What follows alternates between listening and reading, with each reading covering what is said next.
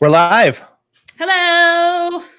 I hope that if Laura's internet gives out and things get a little choppy, it's because everybody in the world is on the internet right now, and we apologize, but we hope that you hang with us. So we are going to have a conversation about the Hollises, Dave and Rachel. It's funny because my mom texts me. She says, "Who's Dave and Rachel?" Because I was so passionate about it. I really had like a lot of hard feelings come up when I had learned the news. And actually, what ended up happening was I was with clients. So I am a couples therapist, and I'm a huge fan of Dave and Rachel Hollis. I've been following them. I drink all the Kool-Aid that they put out, and I don't know what happened. It was between clients and I got an alert. Something had notified me that they had both posted on social media that they were divorcing, and my heart sank. And I actually had a kind of a hard time focusing on clients at that point because it kind of interrupted everything for me at that moment. So for people who might be not as familiar with Dave and Rachel, can we give them a little bit of context as to who they are? Sure. Yeah. So, I mean, I think that the easiest way to describe is that they are influencers. They are kind of a positive psychology. They're like they're like the most popular self-help couple on the planet right now. Rachel wrote a book called, I don't know what couple do you know is more popular than they are? I know of individuals who might have a little bit more sway, but Rachel wrote a best-selling book last year. I think the only book that outsold hers was Michelle Obama's.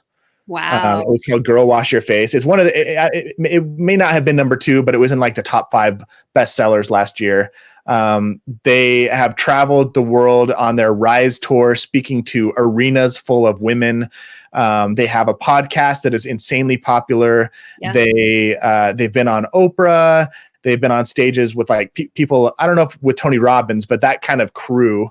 And they carry a lot of influence. A lot of people look to them for inspiration. They look to them for motivation. They look to them as like, this is a power couple. This is who I want to be. Like, these are the people that I want to emulate.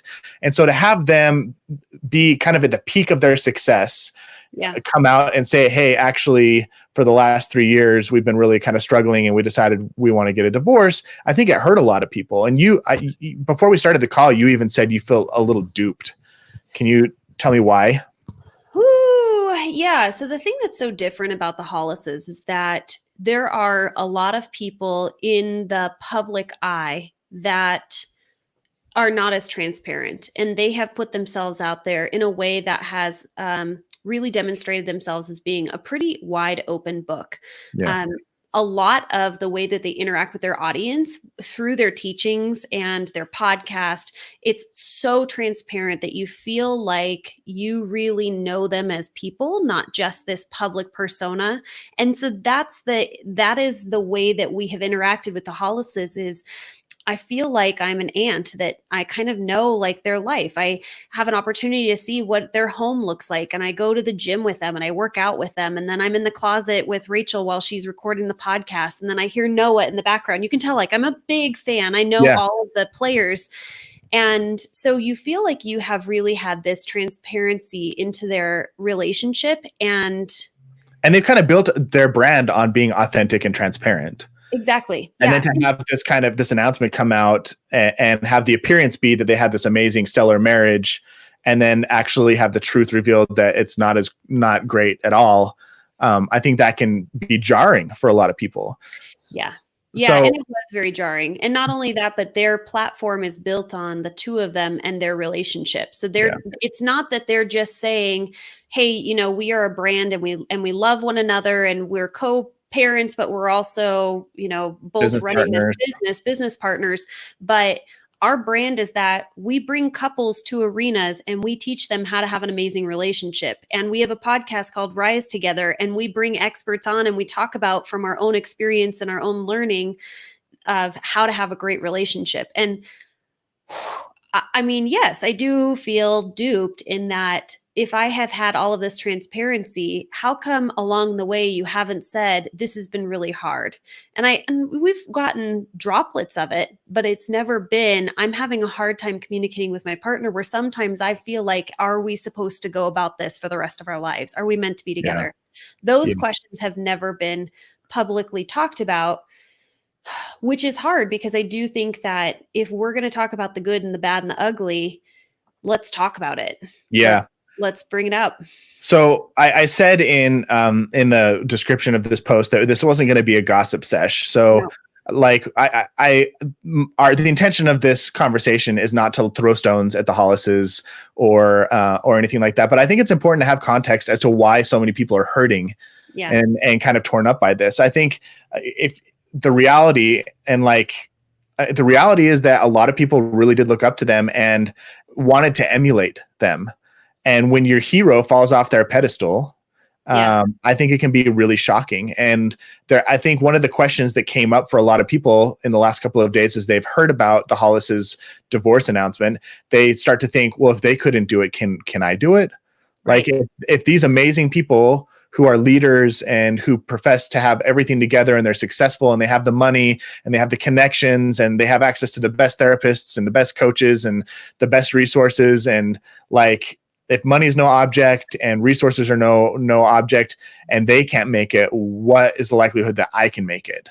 Yeah. You know, there's this fear, and I get that. And what I want to talk a little bit about today is the danger of comparison a little bit. Mm-hmm. And how comparison can be the thief of joy. And I think a lot of times, you know, we do look at people who are successful and they have a platform or they have hit these specific benchmarks and they're doing amazing things with their lives, and we think that they know everything and they have it all together, when in reality this is just another piece of evidence that the curated lifestyle that we see on the internet, whether it's on a podcast or on social media, isn't always the full truth. Yeah. So, I mean, I guess here, let's talk a little bit about comparison. Comparing your own relationship. I do think, by the way, because I think rather than what can we learn from this experience? What can we learn from the Hollises?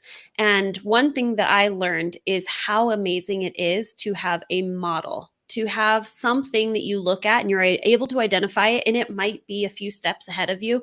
One of the things that I have always been, and Nate, you've actually been a model in this way as well, is you talk about, so the Hollises have always talked about how great it is to make out with your partner. And you talk about you love to pin your wife against the wall and give her a deep, passionate kiss once a day.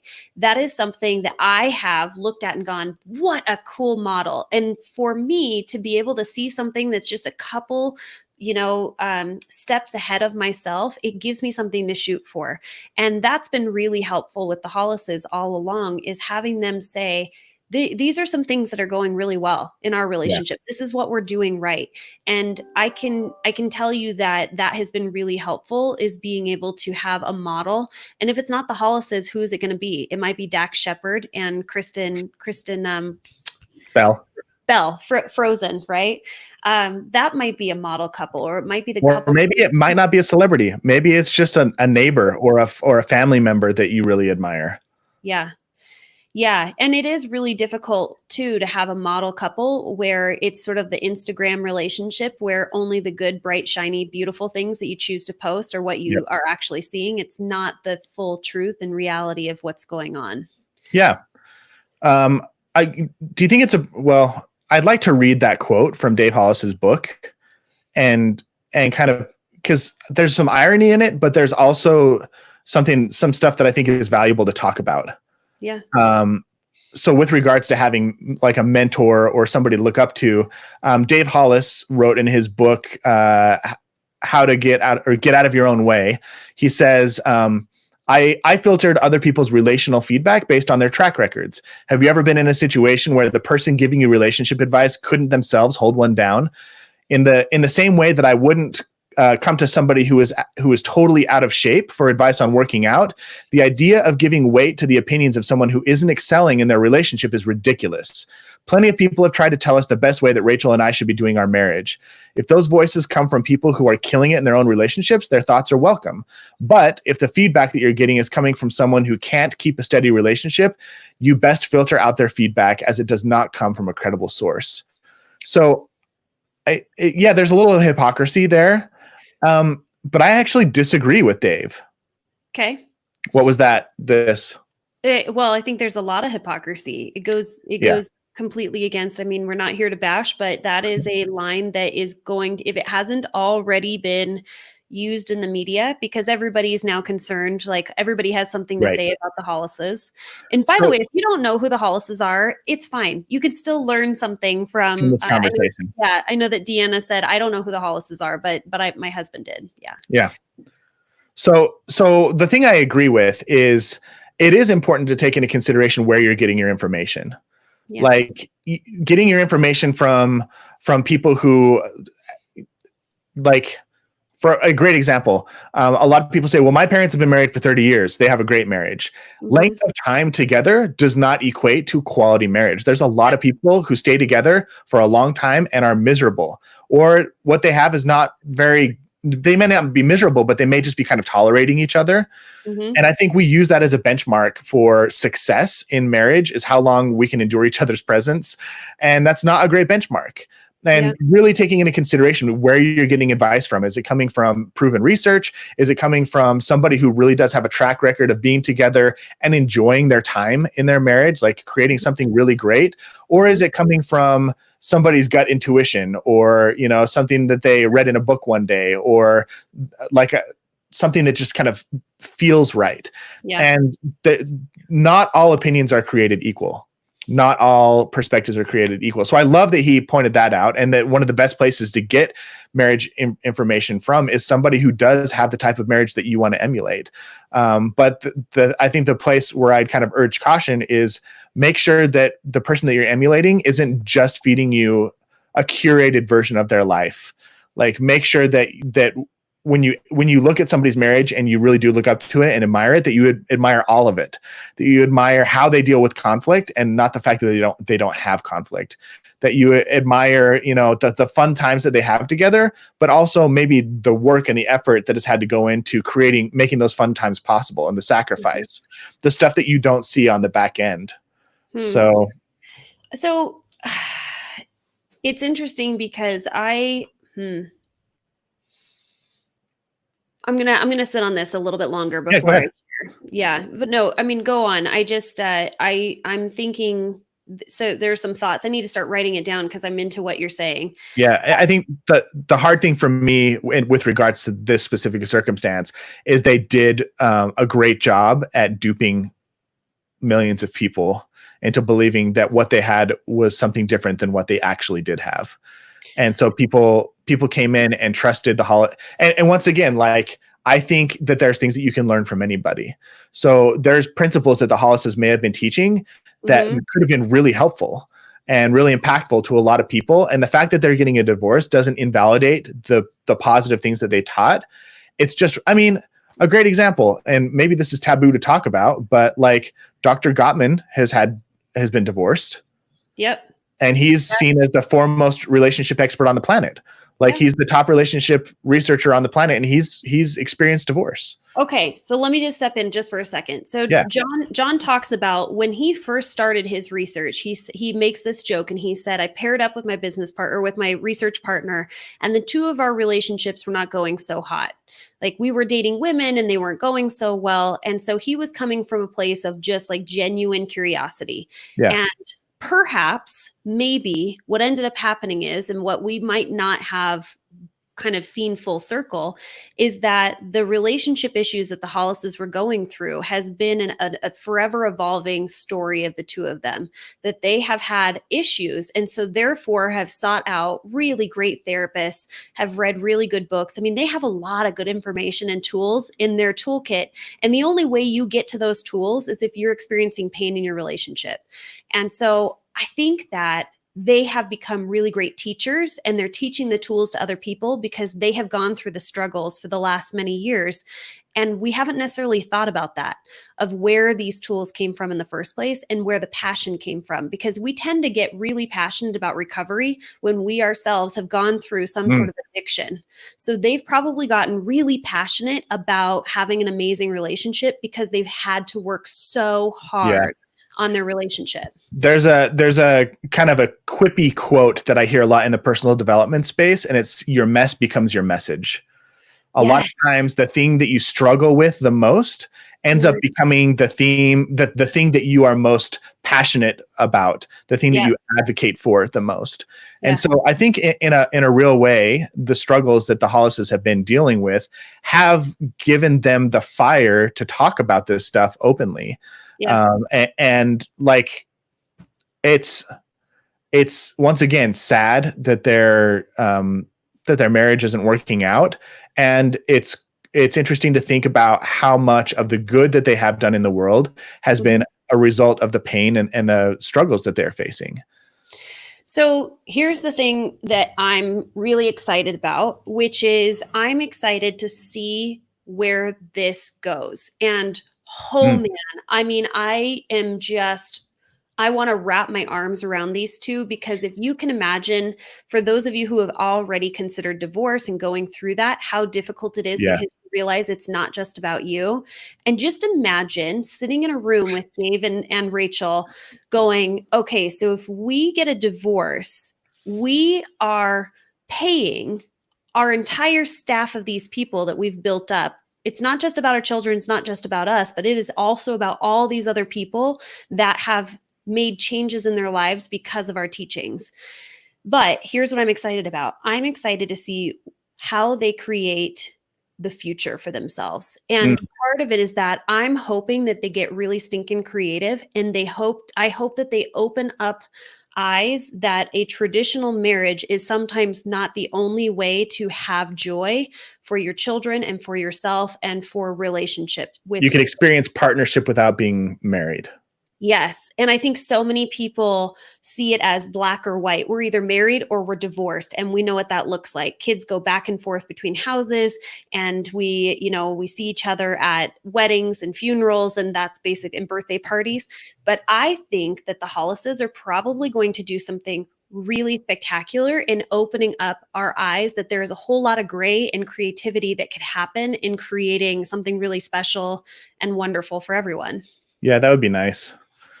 Monica, I really would. I would like to see them pull that out. I hope that they can find a way to show, I mean, a great topic to talk about, and that they could be leaders in, is how to create an amicable and friendly and productive relationship with an ex-spouse. Because one of the big problems that I see in this world is how, some people, they get divorced and man, they are cruel to each other. They use children as leverage. They take advantage of each other. They manipulate each other. They try and take their pain out on each other. And it just causes so much drama and terribleness. And it would be really wonderful if it sucks that they're getting a divorce, but if they could make the most of it and set an example for how to part ways in an adult, respectful way. That'd be really wonderful.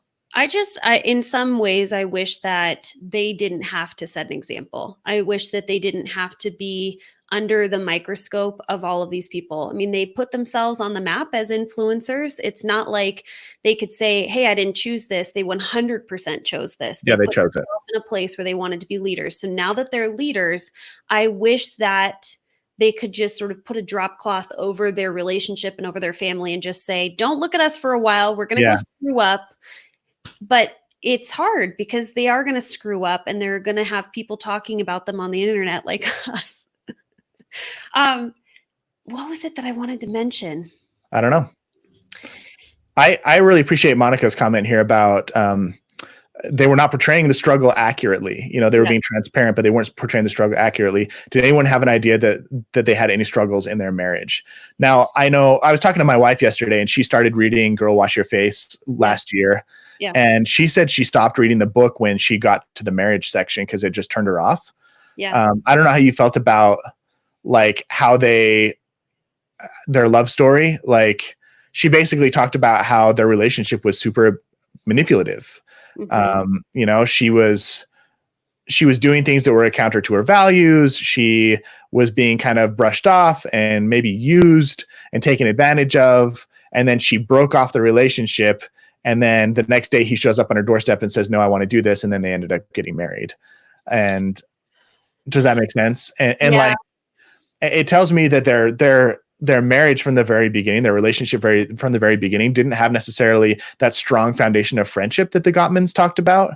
That it might have been based on like hormones and desires and maybe their attachment styles were a little off. Like maybe she was a little, he was more of a distancer. She's more of a pursuer, you know, and they've had to kind of like really in their marriage face that stuff over the last 18 years and try and figure it out. And maybe, I don't know, there's a lot of signs from the stories that they've told in the books that they've written that they have had struggles, you know, from the very beginning. I know another struggle that they've been really transparent with is their alcohol abuse. Like they've talked about having problems with alcohol. I think Dave did like a full-on talk about drinking a fifth of whiskey in one sitting and like getting super hammered and just like vodka. He was it drank vodka? A handle of vodka, which are, in case you don't know what that is, it's the big jugs that you get from Costco. So it's the big, you know, thing of vodka. Yeah. There have been more struggles other than just, so recently, take this into context because stress does do a lot to relationships. And they've also had these interesting dynamics of role reversals. So Dave quit his job and a high-paying job at Disney. High-paying job, right? Where he was the breadwinner and Rachel was running a very successful business, but still it seemed like, you know, the attention and the focus was on his career and not Rachel's career. And this happens a lot with women, by the way. And we know couples, Nate, where women tend to take on what are called like these side hustles, right? It's like just a side gig. It's a side hustle. I'm just going to write for this blog. And then all of a sudden it blows up.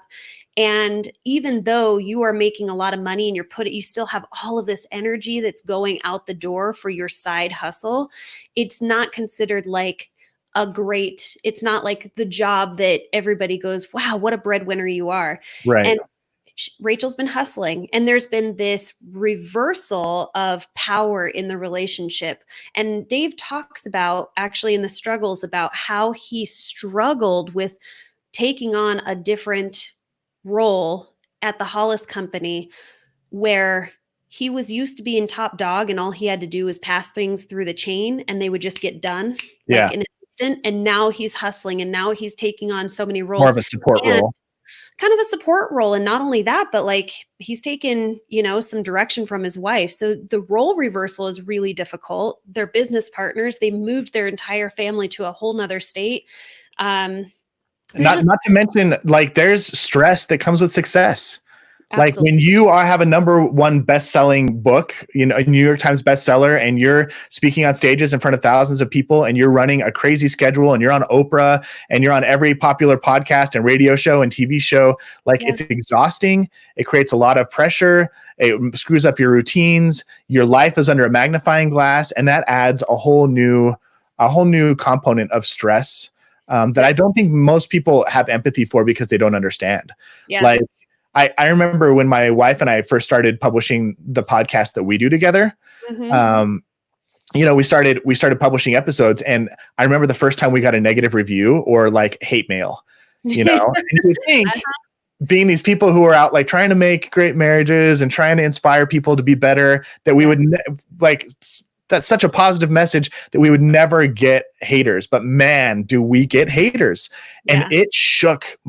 I remember the first time it happened to me, it shook me, but it was really interesting watching from my perspective, my wife experienced that. And it literally for a day or more, like it kind of messed her up.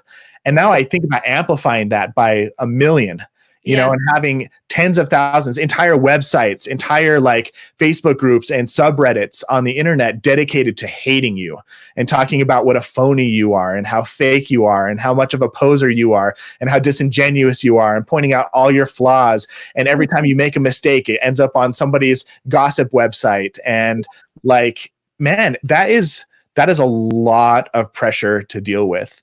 Yeah. And I'm not saying that as an excuse, but I am saying that as like, it's a factor. Like it's something that we don't often think about is when our life circumstances change, even sometimes change for the better. We start getting more success, more notoriety, more money. That adds a new element of stress that sometimes we're not prepared or equipped to handle. And I think it's worth mentioning, like right now, one of the things my family's doing, my wife and I are expecting a kid in a couple of months. Mm-hmm. And we're starting to have negotiations and conversations about, hey, our life is going to change. How is that going to affect our roles, our responsibilities, how we communicate with each other, how we talk to each other? And that's something important for everybody who's watching right now to take into consideration, that when there's a shift in your relationship, maybe it's a positive shift or a negative shift. Maybe you're experiencing more success. Maybe you have more money. Maybe you have more time. Maybe you have less. Maybe there's extra stressors and pressure. Man, that's a great time for you to step back and have a conversation and say, hey, the dynamic's changing here. What do we need to do to protect ourselves, to protect our marriage, and to make sure that we don't let this new phase of life kind of eat us from the inside out? So. Okay. Yes, 100%. And something that you mentioned is this idea of so Rachel was very young when they first met, right? Like 19, very young. And Dave has maybe, I don't know, 8-9 years on her. He's literally like raised Rachel, and they have grown and she has grown, and you are going to evolve and change and grow. You better in your relationship. And either you are really aware of how you are growing and growing together, or you grow and you grow apart. And perhaps maybe what they have done is they've grown apart and grown so much and not allowed room and space for them to grow together in that relationship, and watch as that a relationship evolves, and have grace for that evolution. But there is definitely a lot to talk about. I do want to talk about. Go ahead. There's just some really great comments coming in. Lauren said, I'm weirdly affected by their decision to split. I feel like, why would I take their previous advice when they were struggling and not transparent? And then Craig, wonderful friend of ours, chimed in and said, I totally understand those feelings. I would encourage you to look at the benefits of the advice and put the credit on yourself for making it work. We don't lose education when we learn a teacher that didn't have a license to teach. Weigh out which pieces you'd like to keep because it helped, and then other pieces you want to throw out. And that is a hard thing. Like, when somebody that you look up to, a teacher, a mentor, falls off, they show up, they kind of lose their notoriety. They lose that little magical essence that made them special for you. Man, I just had an analogy pop into my head. I don't know if I should share it, but like a good example to me is Bill Cosby. Mm-hmm. Terrible person. Did he have really funny jokes? Yeah. And like, does the fact that he's a terrible person mean that his jokes aren't funny anymore? Like, I don't know. That's just something that you have to figure out on your own. You know what I mean? Yeah. And this is another situation where, like, I remember being a marriage expert when I started into this industry when I was single. And a lot of people said, like, I trust a single marriage expert the same as I trust a skinny cook. Like, it's just not, I wouldn't trust you, because how would you know if you've never been there? And, I used to think, well, does like a heart surgeon have to experience heart disease in order to be a good heart surgeon?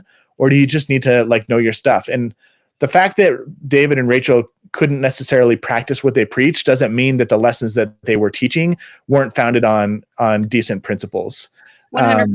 I completely agree. But it's you got to be honest with yourself and really examine, what is the stuff that I want to hold on to and what's the stuff I want to let go. Like, what are the things when you see somebody fall like this or fail like this? It's important to get really clear. Like, what are the things that they shared that are phony, that aren't good, and what ones aren't? Like, there is a new magnifying glass that needs to be put on the person's life. We had some other comments come in from Brittany. She said, and this is a great perspective. It was higher up. She said, thanks for your time on this. I respectfully disagree with the foundational premise that in this conversation that Rachel and Dave Hollis are well-intentioned people.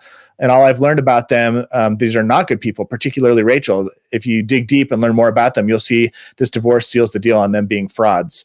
There's a lot of people that on the internet right now who are talking about personal experiences and being really transparent about the negative aspects of these people. And once again, I think it's important to realize that what we see publicly of people, like the manicured, cultivated Instagram stream, isn't always 100% accurate, and that we all have a dark side. We all have a shadow. We all have negative traits, desire to have popularity or influence or power, sometimes at the expense of other people. And I don't think the Hollises are perfect. I don't know what their intentions are. I can only assume that there was somewhere buried deep inside them some sort of positive message, positive intention. Here's what I want to think about, which is this thing that they mentioned, which is that they're choosing joy. And this is definitely the cost benefit analysis that people go through when they start questioning whether or not they need to stay in their current relationship or leave their relationship. Do the benefits outweigh the costs for me to stay? And I appreciate them saying we are choosing joy, and there has to be a message, a lesson in there for people who have just decided, and I have a couple that I'm seeing right now where they have outwardly said, I'm going to be miserable and just continue on this course of being married so that I can stay in this marriage until my child or children reach the age of 18. And then at that point, I can then choose joy. And I don't think that that's the way to live. I don't think that your children, if you are miserable and you are fighting and you're not showing up as your best self day in and day out, that I think we constantly need to be choosing joy. Do I think that you can choose joy and your marriage? Yeah. Do I think that some people choose joy and that means that there can't be a marriage? Yeah.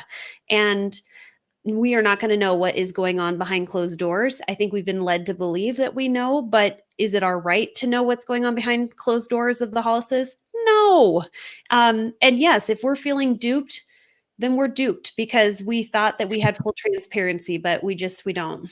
Yeah, there's this really blurry line between, for me, there's this really blurry line between building a business and a brand on being fully transparent and having secrets, and then also having the ability to have a private life. You know, like I'm a firm believer in sharing your scars, not your wounds. Like it's more important.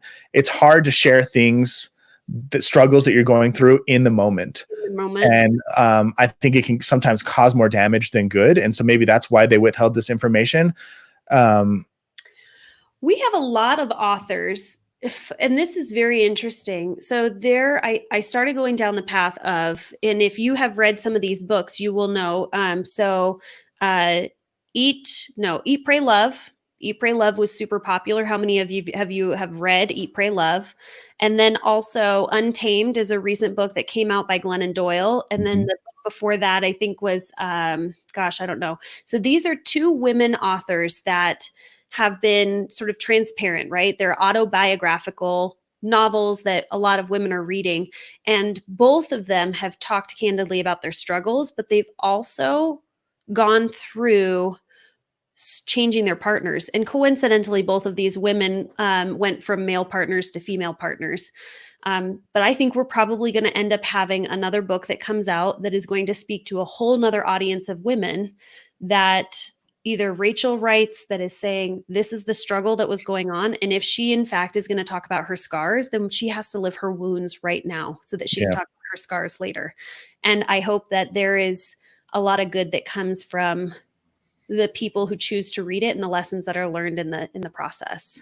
Okay. So here's a question for you then. We started off this conversation talking a little bit about the importance of having mentors and people that you look up to. Yep.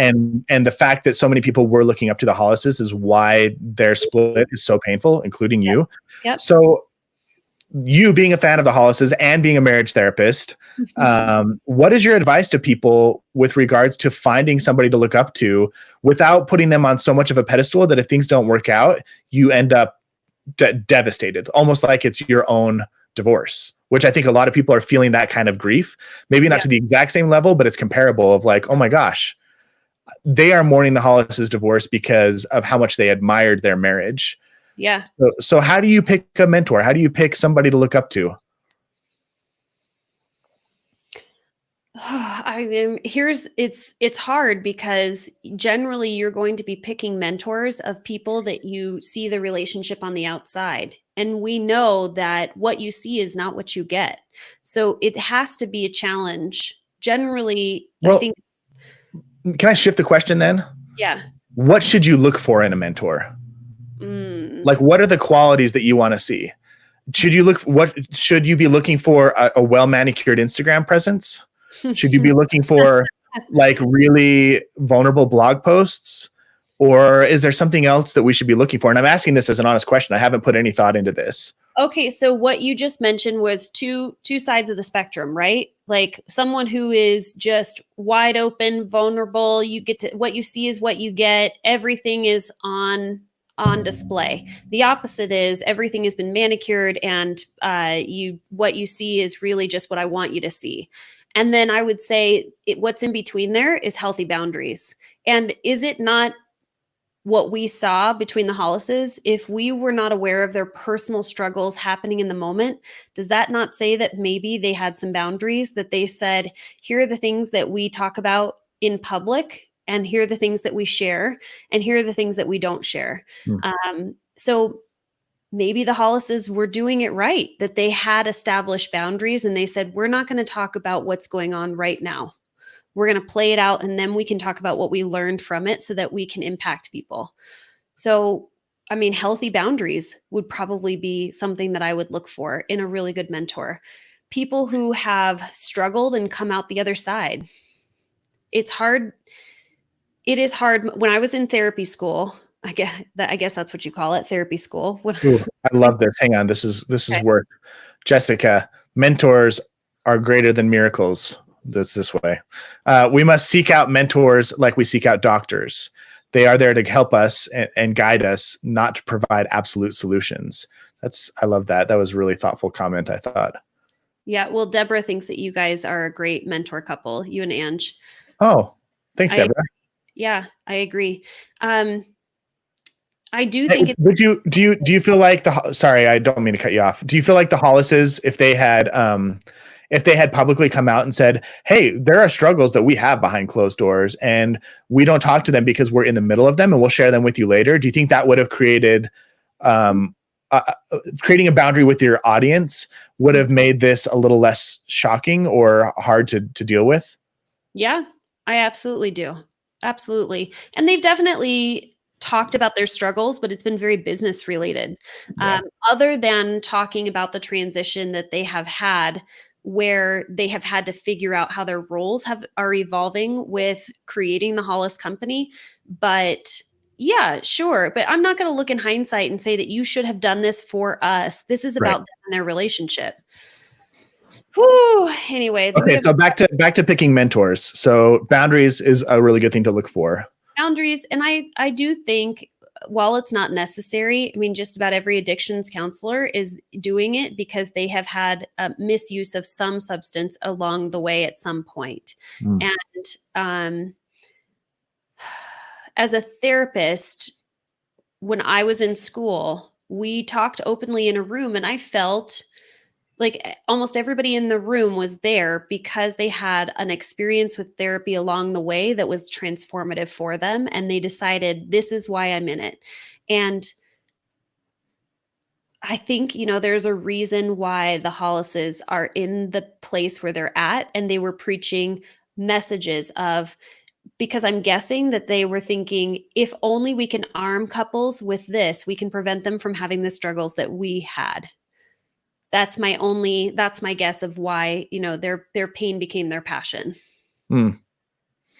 Yeah. Yeah. I think just to kind of piggyback on the mentor conversation, I think that if you really truly want a great mentor, it should be somebody that you can have a conversation with. Right. I think it's great to look at somebody like the Hollises and not necessarily consider them mentors, but say, hey, there's some great things that they're doing that I'd like to emulate. But when there's so much distance between you and your mentor, there's an opportunity for there to be that curation of thoughts, ideas, emotions, an image. My thought is, if you really want a mentor, which I think every person should have, is some sort of person in their life or a couple in their life that they can look to for inspiration and guidance and help. It should be somebody in your network that you can go have lunch with. It should be somebody that you can sit down and have a real conversation with and hear their stories and ask them questions and like really get into the details. I think that the danger of picking a mentor who has a massive audience is that the pressure to cultivate your image is so high, and to not have flaws and imperfections that might cause you to lose dollars or lose followers. It can be really great to the point where you run the risk of having two versions of a person, and which version are you admiring? There's the person behind closed doors, and then there's the person behind the lens of the camera. Yeah. And you don't want, I don't know. I want my mentor to be a whole person. I don't want them to be just like, I don't want to admire and look up to and seek guidance from the part of somebody that's hiding part of themselves. Does that make sense? Yeah. I mean, here's the thing. I, as a therapist, cannot be your mentor. I am going to be your teacher and I'm going to be your guide, but I'm not going to be your mentor because there is not an equal exchange of information between the two of us. Right. One-sided relationship, which is what we have been having with the Hollises, is a one-sided information or relationship. They give us information. They are simply amazing mouthpieces. They have taken their personalities and put them out there to share the best information that they can create in a way that is engaging and brings people in. And that's what I have loved and adored about them. But just because your teacher fails doesn't mean that the message was wrong. So anyway. Well said. Yeah. Well said. I love that. Yeah. And I think this is a great opportunity for people to reflect.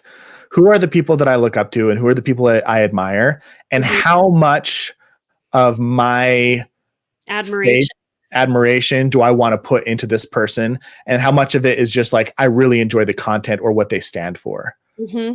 And there's something different. There's a huge difference between idolizing someone and putting them on a pedestal and wanting to be exactly like them and almost hero worshiping them.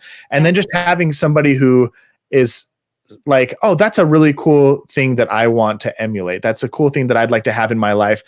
But like, when you don't put Rachel and Dave on a pedestal, like, you can see them as humans and not as moguls who represent everything that marriage should be. Yeah. I don't know. I like that Monica wrote, well stated, Laura Heck, couples therapy. She probably tagged you on Facebook and it just came up that way. My first, last, middle. Monica's great. Hi, Monica. Hey, do you want to wrap this up? Do you feel like we have kind of beat it down? And yeah, unless you want to talk about anything else. No, I mean, there's a lot to learn here. There is a lot to learn, and we just don't have the information. And as it grows, and they have so much to think about. They have a business, they have children, they have an empire. And I, by the way, I know that, who was it earlier? I think had said she was just at the Rise X conference in August. Deborah. Yeah, I was supposed to go to Rise, I think in June, and it was canceled. And now I have August tickets to Rise, and I'm really curious to see how that plays out. My guess is it is going to be filled with even more authenticity than ever before. And I'm really looking forward to feeling like I'm not alone, and that we are all humans, failed human beings, and we're trying the best that we possibly can. Yeah. I think the last thing that I want to leave people with is the fact that Dave and Rachel are getting a divorce, and and you may have admired them and looked up to them a lot, does not mean that it's not possible to have a ridiculously awesome marriage.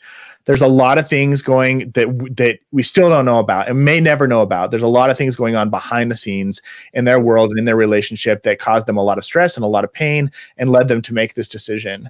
And just because what we saw of their life was fairly manicured and really positive, and we saw the success and we saw the wins and we saw the happy moments, that doesn't mean that their life was only that.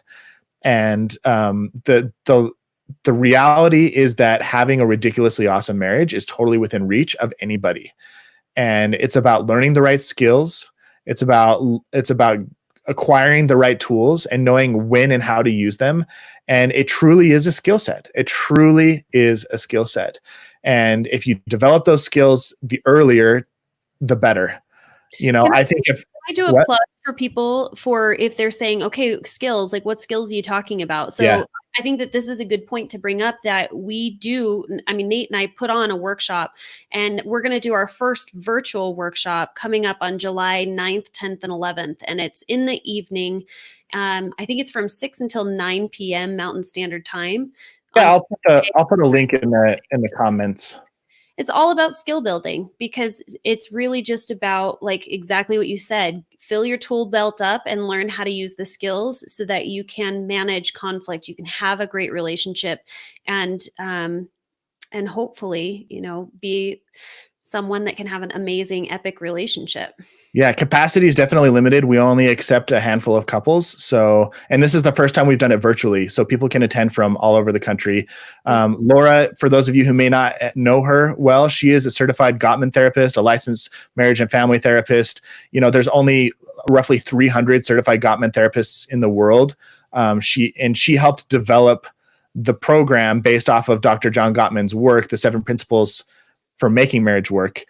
She helped develop this couples workshop. So there's hundreds of people all over the world that teach this workshop, but she is one of the only ones who teaches it that actually helped develop the curriculum. So it's a really unique opportunity to be able to sit down and learn it from her. And she and I have been doing these together for a couple of years now, and it's a powerful, powerful experience. And we'd love to have you come join in and hang out with us. Yeah. Okay. Laura, thanks for talking about your I don't want to call them heroes, the people that you admire, even though I know this is not a super fun experience for you. I feel for them. When you spend time with people in your ears, as many of the people who are here, they listen to our podcast. We have 2 separate podcasts, or have been a part of our programs. And so you become invested in other people's lives, especially when it feels like they're really sharing. You can follow them on Instagram. You have this sense of knowing. And so we hurt for people when they're hurting, and the Hollises are hurting. And so I hurt for them. Yeah. Yeah, they definitely do not have an easy road ahead of them, but I hope that they can get things sorted out. And I hope that there's so many lessons packed into what they're going through right now. I hope that you all watching right now can take something from their experience, whether it's not to put people on a pedestal, whether it's learning the skills before you need them, whether it's finding a mentor who's going to be honest and transparent with you and not somebody who has this perfect curated lifestyle, or whether it's just the simple fact that good people are not perfect, or people that we admire are not perfect and they have flaws, and that's okay. Yeah. Whatever the lesson is, or maybe there's another lesson in there that you pulled out, take the lesson and make your marriage better for it, make your life better for it. So good. Thanks for joining us, everyone. It's been really interesting and fun to have your feedback right alongside, and hope you guys. We'll do more of these commentaries. So if you're watching on YouTube, hit the subscribe button. If you're watching on Facebook, hit the like button, and we'd love to have you get an alert next time we go live on this. It's just worth saying. Yeah. Okay. Bye, guys. I've always wanted to do that. Subscribe here.